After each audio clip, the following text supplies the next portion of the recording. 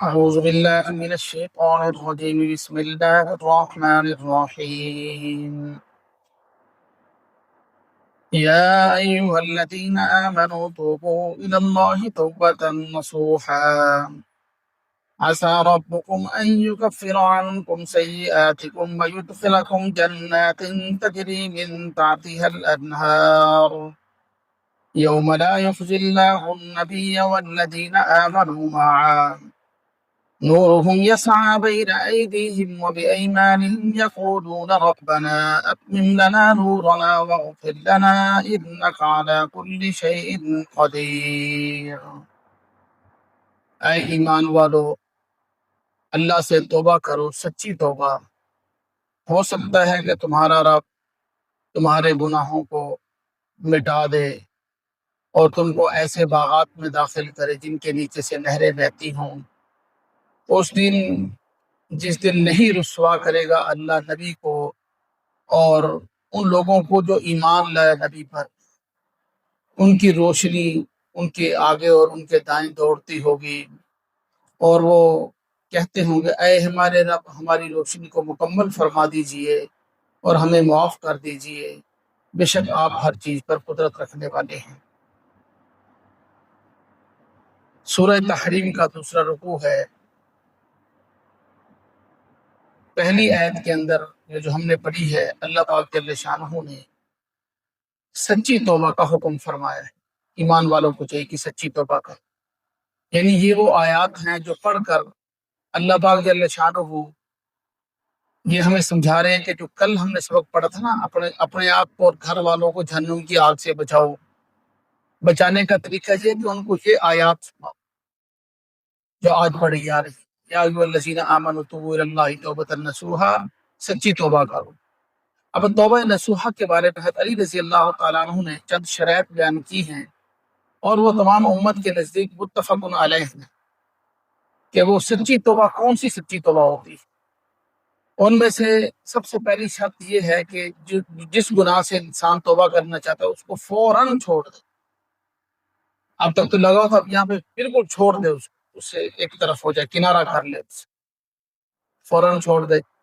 اور دوسری شرط یہ بیان کی گئی ہے کہ جس گناہ پر کر رہا تھا وہ اس پر اس کو ندامت ہو، شرمندگی۔ اور تیسری شرط یہ کہ آئندہ نہ کرنے کا ارادہ ہو، آئندہ نہیں کروں گا کبھی بھی، پکا عزم ہو کہ آئندہ کبھی نہیں کروں گا۔ یہ تین چیزیں ہوگی۔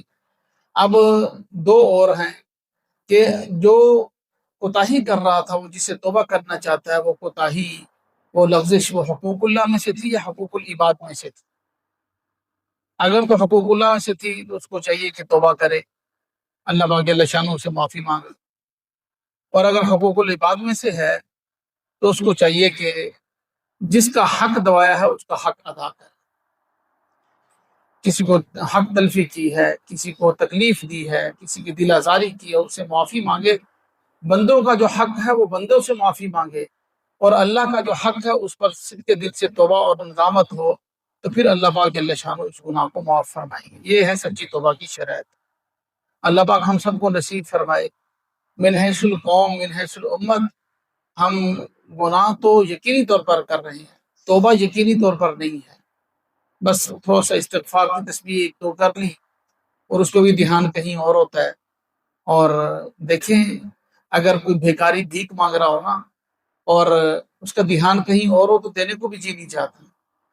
گاڑی کا شیشہ ہم بند کر لیتے ہیں کہ یار اس کو تو ضرورت ہی نہیں ہے، ادھر بھی دیکھ رہا، اور مجھ سے جو لجاجت کے ساتھ انتہائی، ہمیں پتہ بھی ہو کہ یہ پیشہ ور ہے، کروڑوں روپے کا مالک ہے، اتنی لجاجت کے ساتھ وہ مانگے پھر بھی ہم دے دیتے۔ تو اللہ تو بڑا رحیم و کریم ہے۔ پوری توجہ کے ساتھ ادھر ادھر دھیان نہ ہو، اللہ پاک سے معافی مانگی جائے، اس کو سچی توبہ کہتے ہیں، پورے دھیان کے ساتھ۔ حقوق اللہ بھی ادا کیے جائیں، نمازیں قضا ہیں زندگی کی پہلے رہ گئی ہیں جو ہے غفلت کے اندر کبھی، تو وہ نمازیں ادا کی جائیں۔ حقوق العباد میں سے ہیں نماز، اور بھی فرائض ہیں، نماز کی میں نے ایک مثال دی ہے، اور اسی طرح حقوق العباد میں سے ہے تو حقوق العباد ادا کیے جائیں۔ بندوں کے حق ہیں، کسی کی حق تلفی ہوئی ہے، کسی کے ساتھ زیادتی ہوئی ہے، کسی کو جو ہے وہ سخت الفاظ کہہ دیے، اس سے معافی مانگی جائے۔ فرمایا کہ عسیٰ ربکم ان یکفر عنکم، ہو سکتا ہے، امید ہے کہ اللہ تمہارے گناہوں کو مٹا دے اور تم کو جنت میں داخل کرے، ہو سکتا ہے۔ مطلب یہ ہے کہ اس توبہ کے بعد یہ تمہارا حق نہیں ہے کہ تم کو کہ یقینی طور پر ہمیں جنت ملے گی، وہ جنت اللہ اپنے فضل سے عطا فرمائیں گے۔ انسان جتنی عبادت کرتا ہے، جو نیک توبہ کرتا ہے، سچی جو نیک اعمال کرتا ہے، ان کا بدلہ بلکہ اس سے زیادہ اللہ اس کو زندگی میں عطا فرما دیتا، زندگی میں عطا فرما دیتا، صحیح سلامت آنکھوں کا مل جانا، ہاتھوں کا مل جانا، اور کتنی نعمتیں ہمارے جسم کے ساتھ جوڑی ہوئی ہیں، ہر وقت سانس آ رہا ہے اور جا رہا ہے، آکسیجن کا مہیا ہو جانا، کیسی نعمتیں۔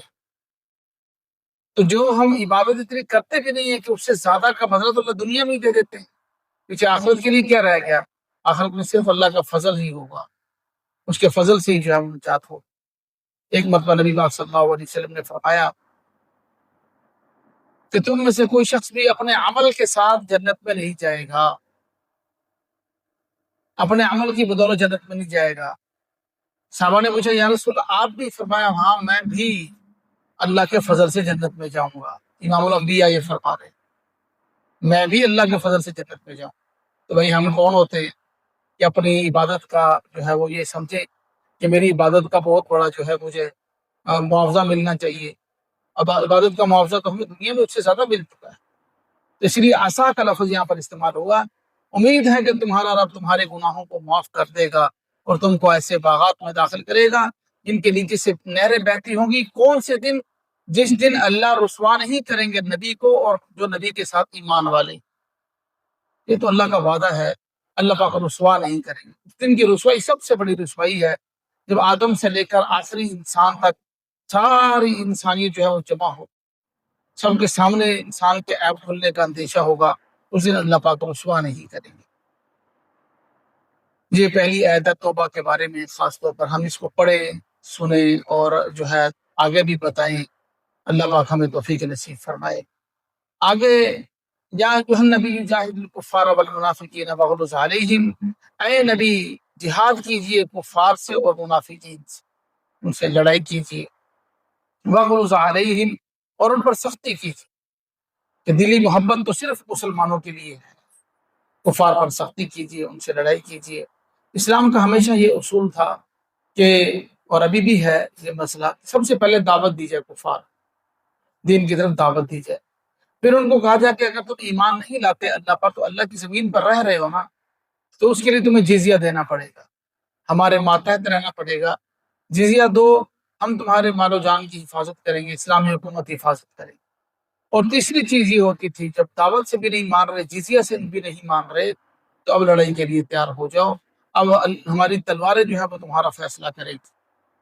تو یہ جہاد کا جو ہے وہ پورا پروسیس ہوتا تھا، پہلے دعوت اور پھر اس کے بعد جو ہے وہ جزیہ، اگر نہیں تو پھر جو ہے وہ قتال کے لیے وہ لوگ تیار ہو جائیں۔ اب نبی پاک صلی اللہ علیہ وسلم کو اس چیز کا حکم ہے، یا ایھا النبی جاہد الکفار والمنافقین واغلظ علیہم، کفار اور منافقین سے جہاد کیجیے اور ان پر سختی کیجیے، وَمَأْوَاهُمْ جہنم، ان کا ٹھکانہ جہنم ہے، وَبِئْسَ الْمَصِيرُ، بہت بری جگہ ہے رہنے کی، بہت بری جگہ ہے۔ فرمایا کہ ضرب اللہ مثلا للذین کفروا امرأۃ نوح وامرأۃ لوط، یہ ترجمہ پڑھ لیتے ہیں ہم، پہلے یہ سوچ یہ ذہن میں رکھ لیں کہ جو اگلی آیات ہیں نا، ہماری 3 آیات ہیں، ان کے اندر 4 خواتین کی اللہ نے مثال بیان کی ہے، 4 خواتین کی اللہ نے مثال بیان کی ہے۔ 2 خواتین تو نبیوں کی بیویاں ہیں، اور 2 خواتین جناب آسیہ بنت مزاحم ان کا پورا نام ہے، جو فرعون کی بیوی، جو خدائی کا دعوے دار، اور ایک ہے مریم علیہ السلام، جو حضرت عمران کی بیٹی مریم علیہ السلام، ان کا ذکر ہے۔ اور یہ بتلایا گیا ہے ان آیات میں، یہ مضمون ذہن میں رکھنا تاکہ ترجمہ سنتے وقت ہمیں بات سمجھ میں آ جائے۔ ان آیات میں یہ بتلایا گیا ہے کہ کسی کا ایمان دوسرے کو فائدہ نہیں دے گا۔ یہ ذہن میں خیال رکھ لینا کہ میں تو اولیاء کی اولاد ہوں، میں نبی کی اولاد ہوں، میں نبی کی بیوی ہوں، بچ جاؤں گی، ایسا نہیں ہو سکتا۔ ایمان لانا پڑے گا، ایمان اپنا ہی فائدہ دے گا، ہاں سفارش ضرور فائدہ دے گی، ایمان اپنا لانا پڑے گا۔ بے ایمان آدمی کے حق میں سفارش بھی قبول نہیں ہو، نہ ہی نبی اس کے لیے سفارش کریں گے بے ایمان کے لیے، کافر کے لیے، کافروں کے لیے تو سفارش نہیں کریں۔ تو اس لیے ایمان دوسرے کو فائدہ نہیں دے گا، ایک کا ایمان دوسرے کو فائدہ نہیں دے گا۔ اس لیے قرآن پاک میں یہ مثال دی گئی ہے کہ دو نبیوں کی بیویاں ہیں، نوح علیہ السلام کی اور لوط علیہ السلام کی بیویاں ہیں، نبیوں کی بیویاں ہونے کے باوجود جہنم میں جائیں، اور دوسری طرف فرعون کی بیوی ہے جو خدائی کا دعوے دار ہے، فرعون اور سب سے بڑا اللہ کا دشمن، اس کی بیوی ہونے کے باوجود جنت میں جائیں۔ مریم علیہ السلام، ان کا تذکرہ کیا گیا، جنت میں جائیں گی۔ تو یہ ایسی خواتین ہیں جن کے اندر اللہ نے نبوت والی صفات رکھی تھی، حضرت آسیہ۔ لیکن ایک بات ذہن میں رکھ لیں کہ کوئی عورت نبی بن کر نہیں ہے، نبی نہیں تھی، اس پر اجماع ہے، اتفاق ہے، قرآن و حدیث کا فیصلہ ہے، نبی نہیں تھی لیکن ان کے اندر صفات نبوت والی تھی۔ جیسے کہ حضرت عمر کے بارے میں نبی پاک صلی اللہ علیہ وسلم نے فرمایا کہ عمر کے اندر نبوت والی ساری صفات موجود ہیں، لیکن وہ نبی نہیں بن سکتے کیونکہ نبوت کا دروازہ تو بند ہو چکا ہے۔ صفات ساری موجود ہیں، اگر میرے بعد کو نبی ہوتا تو عمر ہو، آپ نے فرمایا۔ بالکل ایسے ہی یہ خواتین اتنی نیک تھی، اللہ نے ان کا خاص طور پر تذکرہ فرمایا۔ تو یہ بات ذہن میں رکھ لیں، کسی کا ایمان دوسرے کو فائدہ نہیں دیتا۔ اس لیے بس اوقات جو صاحبزادے ہوتے ہیں نا، اگلی نسل ہوتی ہے وہ بگڑ جاتی ہے، ان سے شیطان والدین کے بدلے لیتا ہے۔ والدین بڑے بزرگوار نیک اللہ کے ولی ہوتے ہیں، صاحب کشف اور صاحب الہام، بڑے اللہ نیک بزرگ ہوتے ہیں، اور آگے جو اولاد ہے وہ اللہ معاف کرے انسان کانوں کو ہاتھ لگاتے، تو وہ ہم لوگ عقیدہ یہ رکھتے ہیں کیونکہ یہ بزرگوں کی اولاد ہے بس ٹھیک ہے، لیکن یہ بات ذہن میں رکھنا، کسی کا ایمان دوسرے کے لیے فائدہ مند نہیں ہوگا، کسی کا ایمان دوسرے کے لیے فائدہ مند نہیں ہوگا، خود اپنا ایمان اس کے لیے بہت ضروری ہے۔ یہ قرآن کا فیصلہ، میں اپنی طرف سے ایسے نہیں کرتا۔ ابھی ترجمہ دیکھیں تو ہمیں سمجھ میں آ جائے گا۔ ضرب اللہ مثلا للذین کفروا، اللہ نے مثال بیان کی ہے کافروں کی، امرأۃ نوح و امرأۃ لوط، ایک نوح کی بیوی ہے، ایک لوط کی بیوی، امرأۃ نوح و امرأۃ لوط کانتا تحت عبدین من عبادنا صالحین، یہ دونوں ہمارے دو نیک بندوں کے ماتحت تھی، یعنی ان کی بیویاں، فخانتاہما، انہوں نے اپنے شوہروں سے خیانت کی، یعنی نبی ہونے کے باوجود ایمان نہیں لائے ان کے اوپر، فلم یغنیا عنہما من اللہ شیئا، اور اللہ سے ان کو کچھ کام نہ آیا، یعنی جب ایمان نہیں لائی تو اب ان کو کوئی نبی کی بیوی ہونے کا جو رشتہ جو ہے وہ ان کو کچھ فائدہ نہیں دے گا اللہ کے ہاں۔ وقیل ادخلوا النار مع الداخلین، ان سے کہا جائے گا دونوں جہنم میں داخل ہونے کے والوں کے ساتھ تم بھی داخل ہو جاؤ۔ جہنم کا فیصلہ ان کے لیے اللہ نے فرما دیا اور قرآن میں نازل فرما دیا۔ اور آگے دوسری دو عورتوں کی مثال ہے، وضرب اللہ مثلا للذین آمنوا، اور اللہ ایمان والوں کی مثال بھی بیان کرتے رہتے ہیں۔ امرأۃ فرعون، جو فرعون کی بیوی آسیہ بنت بزاہم ان کا نام تھا، اس قالت رب ابن لی عندک بیتا فی الجنہ، جس وقت انہوں نے کہا اے میرے رب میرے لیے اپنے پاس جنت پہ گھر بنا لے، دعا مانگی۔ یہ کس وقت کی دعا ہے؟ یہ اس وقت کی دعا ہے جب آسیہ نے موسیٰ علیہ السلام پر جو ایمان لائی تھی اس کا اظہار کیا تھا۔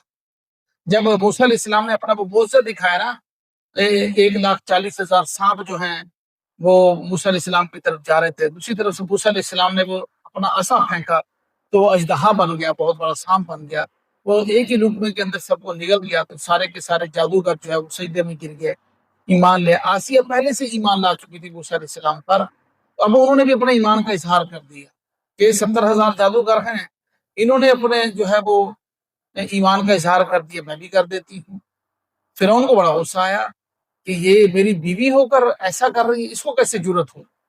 اب وہ اس وقت کے زمانے کی سزا تھی، اس نے جو ہے چومیخا لگایا۔ چومیخا کہتے تھے کہ دونوں پاؤں دونوں ہاتھ زمین پر سیدھا لٹا کر دونوں پاؤں اور دونوں ہاتھوں کے اندر میخیں گاڑ دی جاتی تھی کہ یہ ہل نہ سکے، پاؤں بھی نہ ہلا سکے اور ٹانگیں بھی نہ ہلا سکے، پاؤں کے اندر میخیں اور زمین کے اندر تک پتھر کے اندر میخیں گھس جاتی، کیل گاڑ دیے جاتے، اب وہ ہل نہیں سکتا تھا۔ پھر اس کے اوپر پتھر کی بھاری چٹان جو ہے وہ رکھ دی جاتی تاکہ وہ اسی طرح مر جائے۔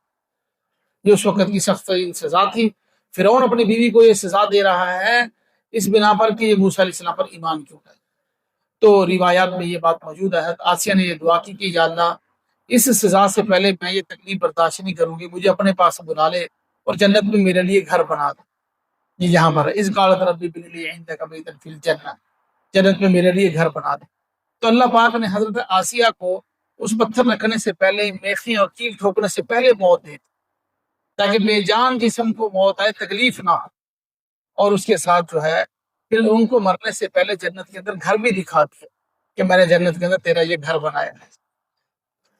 تو کتنی خوبصورت یہ بات ہے کہ اللہ کتنا بڑا بے نیاز ہے، جب کسی کو ایمان کی دولت دے تو سب سے بڑے کافر کی بیوی کو بھی دے دے، اور اگر نہ دے تو نبیوں کی بیویاں ابھی ہم نے پڑھا، اور نوح علیہ السلام تو ان کا دیکھنے تبلیغ کتنی، صرف تبلیغ کی زندگی جو انہوں نے تبلیغ کی 950 سال، 950 سال کو صرف انہوں نے تبلیغ کی ہے، اور وہ تبلیغ خود اپنی بیوی پر اثر نہیں کی۔ اور ہم لوگ جو ہے نا وہ اعتراض کرتے ہیں کہ جو ہمیں دین کی دعوت دیتے ہو، پہلے اپنے بیٹے کو تو سنبھالو، پہلے اپنے بھائی کو تو سنبھالو۔ بھائی کہتا کون نہیں ہے؟ اپنے بچوں کو ہر کوئی کہتا ہے، بیوی بچوں کو، بھائیوں کو، ہر کوئی دعوت دیتا ہے۔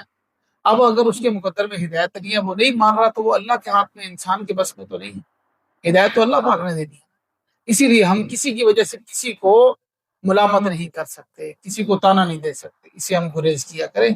اللہ بڑا بے نیاز ہے، جس کو چاہے ہدایت دے دے۔ ابو لہب کو نہ دے سکے چچے کو، اور حضرت بلال کو دے دے جو غلام ہے، حبشے سے آیا ہے۔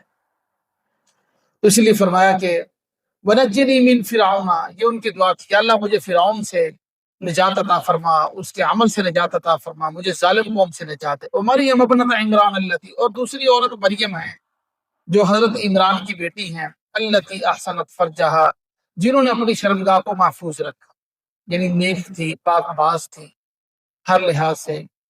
فنفخنا فیہ من روح، یہ کیوں کہا جا رہا ہے کہ اپنی شرمگاہ کو؟ دوسری جگہ بھی قرآن پاک میں کئی جگہ اللہ پاک نے فرمایا کہ وہ نیک تھی، پاک۔ یہ کہنے کی ضرورت اس وجہ سے ہے کہ یہودی آج تک حضرت مریم پر تہمت لگاتے ہیں۔ سمجھ میں نہیں آتا کہ عیسائی یہودیوں کے ساتھ کیوں اتنا تعلق رکھتے ہیں، کیوں ان کے غلام بنے۔ پوری دنیا کی عیسائیت اس وقت یہودیوں کی غلام بنی ہے، اور انہی کے ساتھ دیتے ہیں، حالانکہ اسلام ان کی باتوں کی تصدیق کر رہا ہے، ان کے انبیاء کی قرآن صفائی بیان کر رہا ہے۔ ان کے نبی کی جو والدہ ہے عیسیٰ علیہ السلام کی والدہ، ان کی قرآن صفائی بیان کر رہا ہے کہ وہ پاک باز خاتون۔ تو ان کی تہمت کے جواب میں اللہ پاک نے فرمایا کہ انہوں نے اپنی شرمگاہ کو محفوظ رکھا تھا، پاک باز خاتون، غلط نہیں تھی۔ فنفخنا فیہ من روحنا، ہاں ان کا جو بیٹا پیدا ہوا نا، وہ اس وجہ سے ہوا کہ ہم نے اپنی ایک روح کو ان کے اندر پھونک دیا تھا، عیسیٰ علیہ السلام کی روح کو پھونک دیا تھا۔ وصدقت بکلمات ربیہا، اور مریم علیہ السلام نے اپنے رب کے کلمات کو سچا کیا، اس کی کتابوں کو سچا کیا، یعنی جو اپنے رب کا تقدیر تھی اس کو سچا کر دکھایا، اس کی کتابوں پر ایمان لے۔ وکانت من القانتین، اور وہ فرما بردار عبادت کرنے والوں میں سے تھی مریم علیہ السلام، ان کے اندر یہ نبوت والی صفات تھی ان خواتین کے اندر۔ تو بہرحال ان آیات کا خلاصہ یہی ہے کہ روز محشر اپنا ایمان فائدہ دے گا، کسی کی رشتہ داری جو ہے نا وہ نہیں بچا سکے گی، کسی کا ایمان فائدہ نہیں دے گا، چاہے وہ نبی کی رسالت رشتہ داری کیوں نہ ہو۔ اللہ پاک ہم سب کو سمجھنے عمل کرنے کی توفیق عطا فرمائے۔